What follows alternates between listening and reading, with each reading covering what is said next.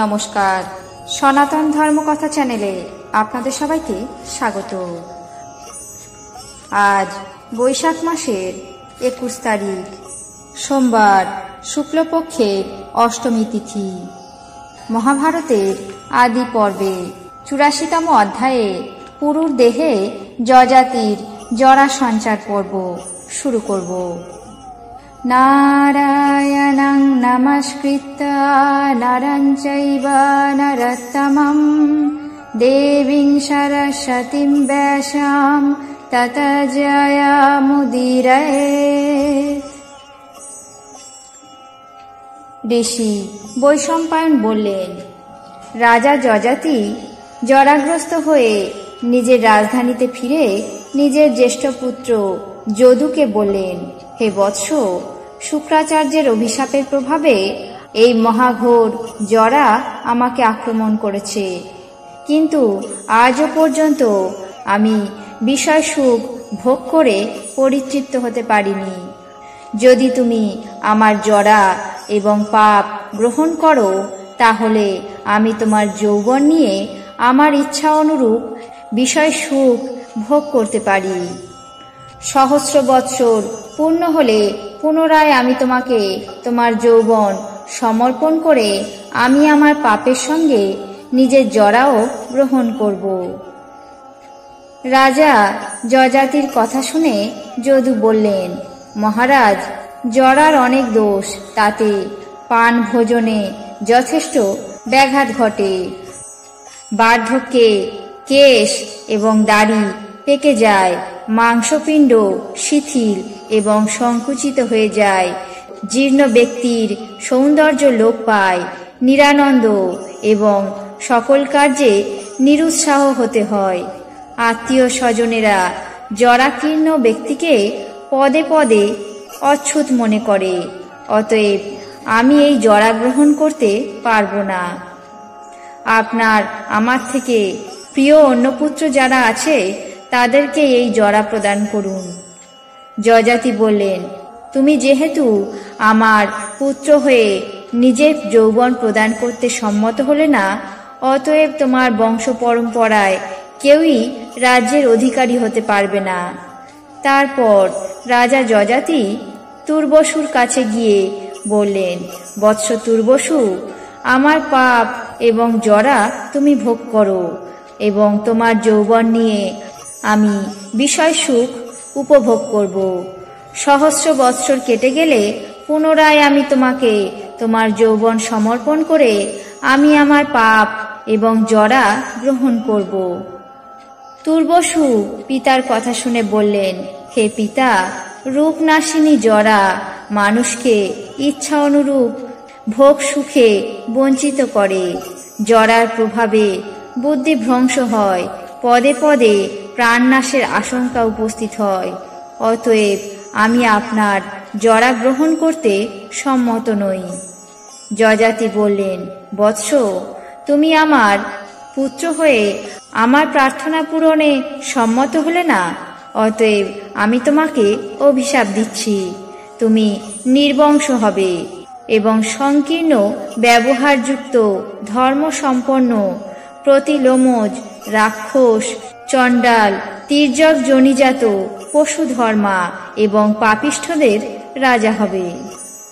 এইভাবে যজাতি তুর্বসুকে অভিশাপ দিয়ে শর্মিষ্ঠা পুত্র দ্রুহ্যকে বললেন, বৎস, সহস্র বৎসরের জন্য আমার এই রূপনাশিনী জরা তুমি গ্রহণ করো। আমি তোমার যৌবন নিয়ে ভোগ বাসনা চরিতার্থ করব। নির্দিষ্ট কাল অতিক্রম হলে আমি অবশ্যই আমার জরা গ্রহণ করে তোমাকে তোমার যৌবন ফিরিয়ে দেব। দ্রুহ্যু বললেন, পিতা, মানুষ জীর্ণ হলে হাতি, ঘোড়া এবং রথে আরোহণ করে কিংবা কামিনী সম্ভোগ করতে অসমর্থ হয় এবং জীর্ণ ব্যক্তির বাক্য স্খলিত হয়। অতএব আমি আপনার জরা গ্রহণ করতে সম্মত নই। সেই কথা শুনে রাজা রেগে গিয়ে বললেন, তুমি আমার পুত্র হয়ে তোমার যৌবন প্রদানে সম্মত হলে না, অতএব তোমার কোনো বাসনা পূর্ণ হবে না। আর যে স্থানে হাতি, বাজি, রথ এবং শিবিকাদি যানবাহনের সমাগম নেই, কেবল ভেলায় চড়ে এবং সাঁতার কেটে গমন করতে হয়, তোমাকে সেই স্থানে গিয়ে বাস করতে হবে। তোমার বংশে কেউই রাজা হতে পারবে না। রাজা যযাতি পুত্র দুহ্যকে এমন অভিশাপ দিয়ে অনুকে বললেন, বৎস, তুমি আমার জরা গ্রহণ করো।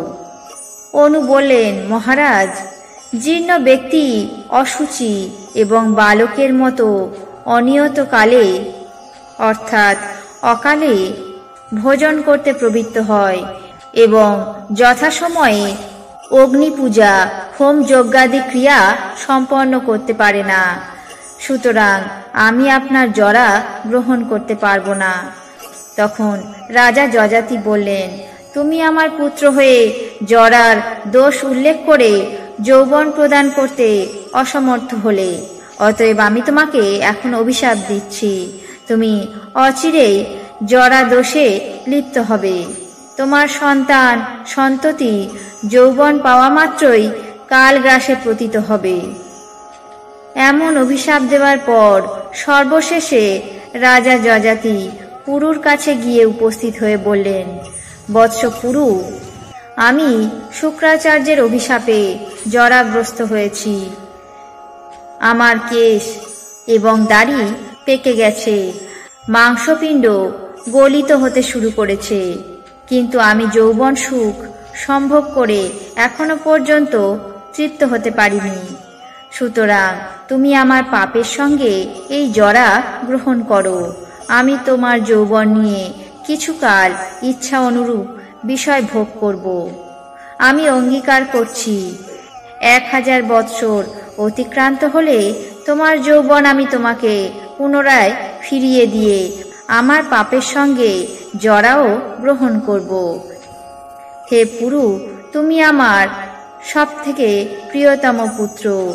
তুমিও অসম্মত হলে সবচেয়ে শ্রেষ্ঠ পুত্র হতে পারবে না। পুরু এমন কথা শুনে বললেন, যথা আজ্ঞা মহারাজ, আপনি যেমন অনুমতি করছেন আমি তা অবশ্যই পালন করব। আমি আপনার পাপের সঙ্গে আপনার জরা ব্যাধিও গ্রহণ করব। আপনি আমার যৌবন নিয়ে আপনার বাসনারূপ বিষয় ভোগ করুন। তখন যযাতি বললেন, বৎস, তোমার এমন অচলা ভক্তি এবং প্রগাঢ় অনুরাগ দেখে আমি অত্যন্ত প্রসন্ন হলাম। এখন আশীর্বাদ করি, তোমার রাজ্যে প্রজারা সর্বদা সমৃদ্ধি সম্পন্ন হয়ে সর্বকালে পরম সুখে বাস করবে। এই কথা বলে রাজা যযাতি শুক্রাচার্যকে স্মরণ করে নিজের পুত্র পুরুর শরীরে নিজের জরা সঞ্চারিত করলেন। আজ মহাভারতের আদি পর্বের 84তম অধ্যায়ে পুরুদেহে যযাতির জরা সঞ্চার পর্ব এখানেই শেষ করছি। বাকি অংশ আগামী পর্বে পাঠ করে শোনাব। আপনাদের কেমন লাগছে তা অবশ্যই কমেন্ট বক্সে জানাবেন। চ্যানেলটিকে সাবস্ক্রাইব করবেন, লাইক করবেন, শেয়ার করবেন। ধন্যবাদ।